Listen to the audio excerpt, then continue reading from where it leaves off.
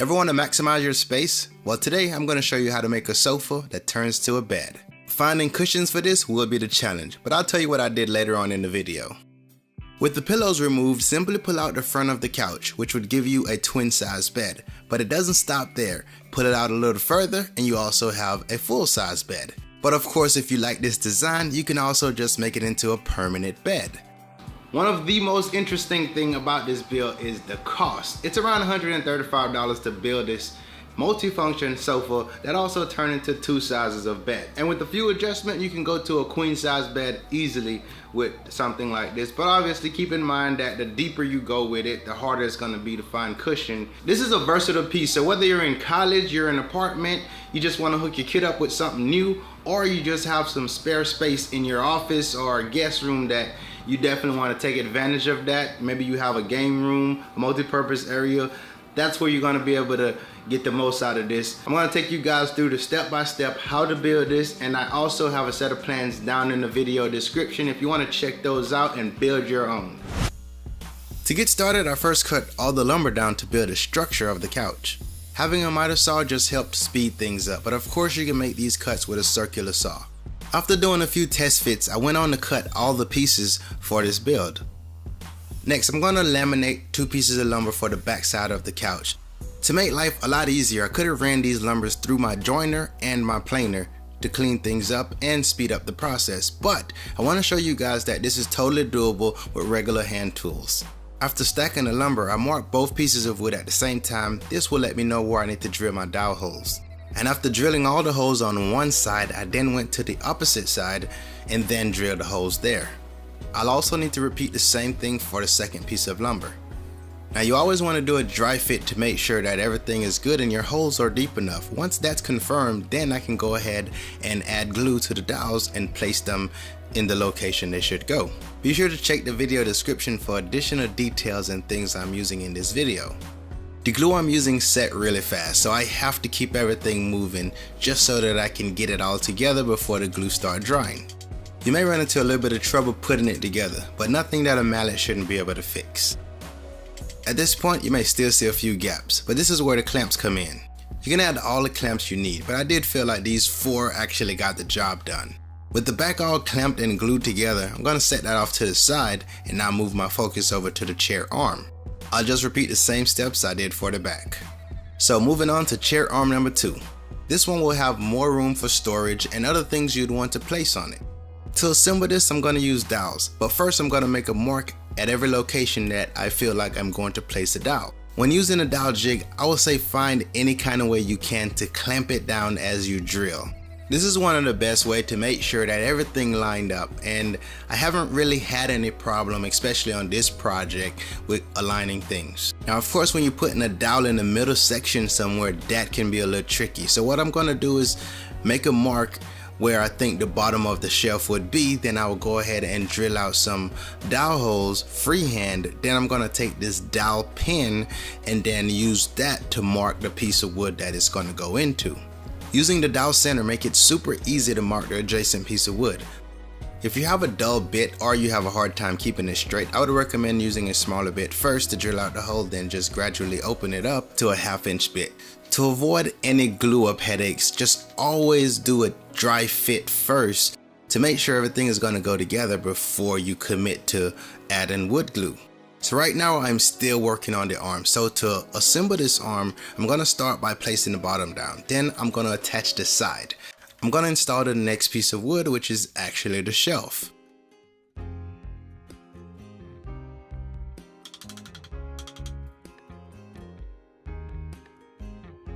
Now it's time to attach the front of the arm.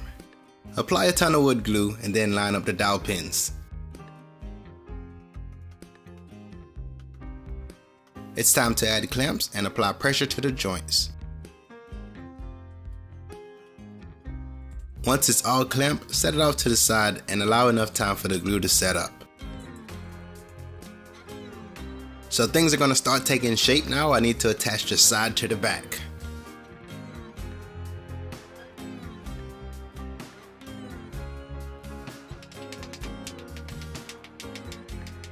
This part got quite tricky, trying to find a way to apply pressure to the joint while allowing the glue to set up. I took a piece of wood, clamped that to the back side of the couch. Then I used that to apply pressure to the joint. The more I tightened the outside clamp, the wood would slide. But putting a piece of sandpaper in between the two should totally prevent that. To attach the other arm, I added a few dowels at the top.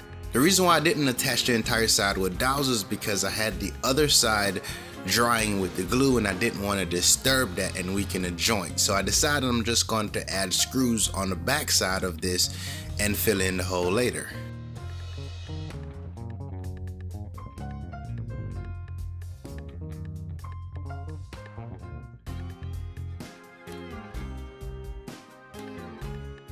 Sometimes I overthink things, but I'm always trying to think of an idea or something to help me get the job done quicker and make it more efficient and easy. By taking a couple pieces of scrap wood, attaching them together, I can go ahead and set the height that I want for the seat. Use that as a template so I don't have to measure. These were all glued and screwed into place.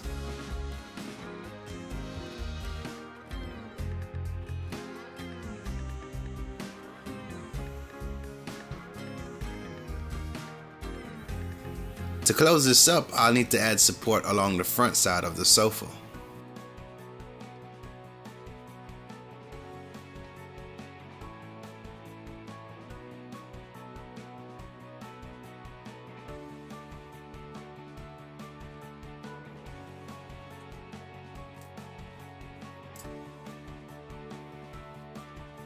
The first side went in fairly easy, just installing a few pocket hole screws, and the second side, that was a bit of a challenge because it wasn't fully squared on one side, so I was able to force it into place and get it all lined up. After removing the clamp, everything felt solid, but I wanted to play it safe and add a few screws on the back side of the sofa. If you have plans to build one of these and you want the back to be exposed or be visible, then you probably just want to go the route of using dowels and you won't have to worry about plugging holes on the back side of the sofa.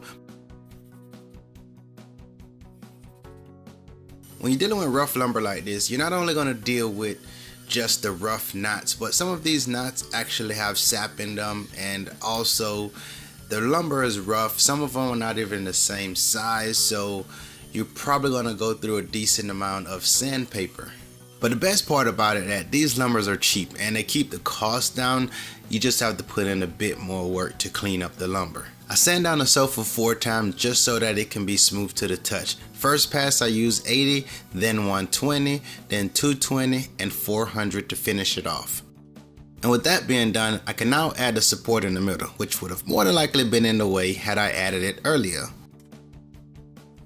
To fill in the holes for the screws, you can plug the hole with dowels or you can just use wood filler, which either option would work just fine.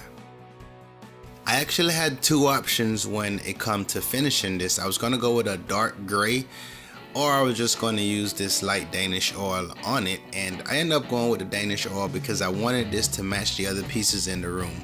But it doesn't mean that I won't change the color at a later point.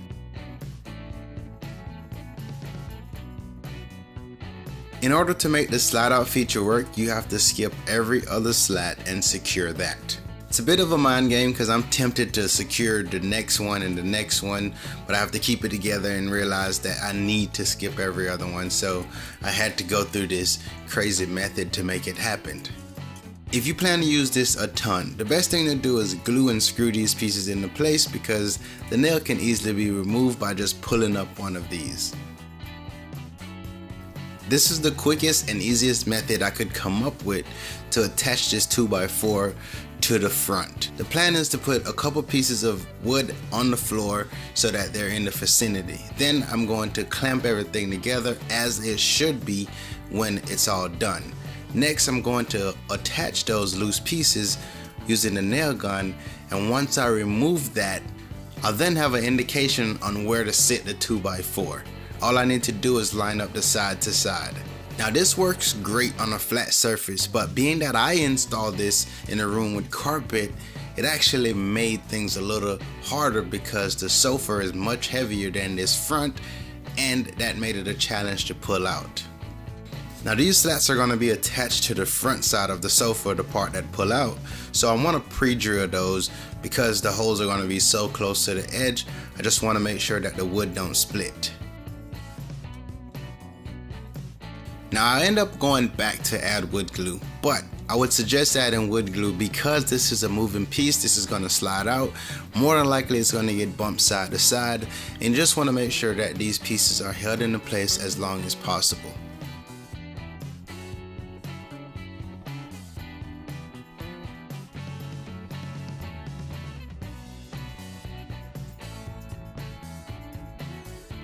I would suggest rounding over the corner, whether you're doing with a router or you're using a sander. If those two options doesn't work for you, you can take a rasp and just simply round over the corners by hand. So I got a little excited seeing this come together. Maybe a little bit, because I ended up pulling this all the way out and I'm not supposed to do that. If you know how to make cushions, then that's a great plus, and that would totally help you build your own custom cushion. Now I can tell you that it's gonna be hard to find ones in a store that's gonna fit this exact space. Since this is more like a lounge chair that you just kick back on, I ended up using patio furniture cushion and also a lawn chair to fill in the entire space, and I pieced things together till I was able to get something to work. This may not be a permanent solution, but give you an idea, and it should work for now. So this is made to fill a standard full-size bed and also a twin-size bed, but the goal is to have a inflatable bed that would be stored somewhere in a small location, and then you can just blow it up and sit it on the bed rather than to have a mattress stashed somewhere to then place on the bed.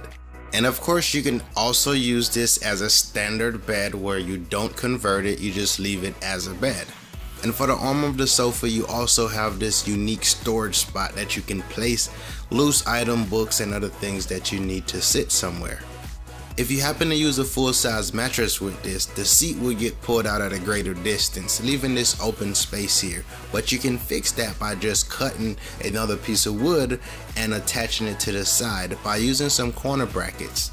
And this can be stored directly under the sofa. If you like the design and you want to utilize it as a permanent solution for a bed, that's totally doable as well.